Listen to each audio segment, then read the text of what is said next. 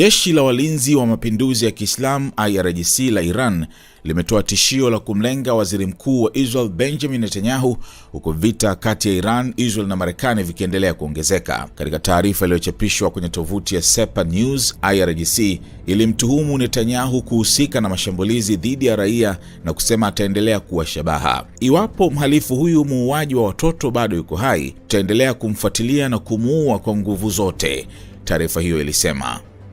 IRGC pia ilitangaza kuanzisha wimbi la 53 la mashambulizi katika operesheni inayoitwa Operation True Promise 4. Kwa mujibu wa taarifa hiyo, operesheni hiyo ililenga vituo vya udhibiti na uongozi vya Israel pamoja na maeneo ya kijeshi ya Marekani katika eneo hilo. Mashambulizi hayo yalihusisha makombora 10 ya kisasa ya hypersonic aina Fatah na Kadri pamoja na drones zilizolenga majeshi ya Marekani katika kambi ya anga ya Al-Dhafra katika Falme za Kiarabu UAE. Iran ilisema mashambulizi hayo yalifanyika kwa kumbukumbu ya wanamaji 84 wa meli ya kivita ya Iran aina Dena ambao inadai waliuawa baada ya meli hiyo kushambuliwa na torpedo ya jeshi la wanamaji la Marekani karibu na pwani ya Sri Lanka Machi 4.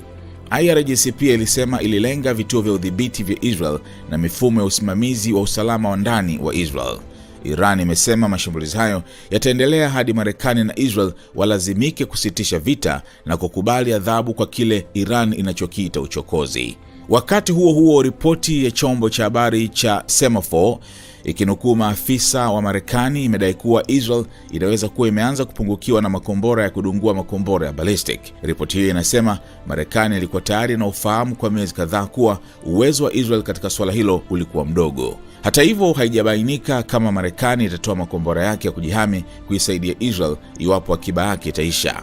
Afisa mmoja wa Marekani alisema Washington bado ina uwezo wa kulinda kambi zake, wanajeshi wake na maslahi yake katika eneo hilo.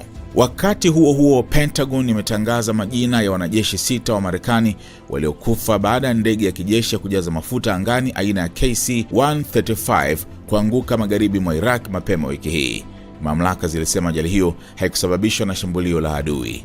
Wanajeshi waliokufa wametajwa kuwa ni John Kleiner miaka 33, Ariana Savino miaka 31, Ashri Preet miaka 34, Seth Kova miaka 38, Curtis Angst miaka 30 na Tyler Simons miaka 28. Watatu kati yao walikuwa wanahudumu katika jeshi la anga la Marekani, huku wengine watatu wakiwa wanajeshi wa Air National Guard. Nchini Israel, watu wawili wamejeruhiwa kidogo katika mji wa Holon baada ya shambulio la kombora la ballistic kutoka Iran. Kwa mujibu wa huduma ya dharura ya Magen David Adom, majeruhi hao waliumizwa na vipande vya mabaki ya kombora vilivyoanguka baada ya kudunguliwa angani. Mwanaume mmoja mwenye umri wa miaka 80 alitibiwa kwa majeraha ya vipande vya kioo, wakati mwanamke mwingine wa umri kama huo alitibiwa kutokana na kuvuta moshi. Watu wengine kadhaa pia walipatiwa matibabu baada ya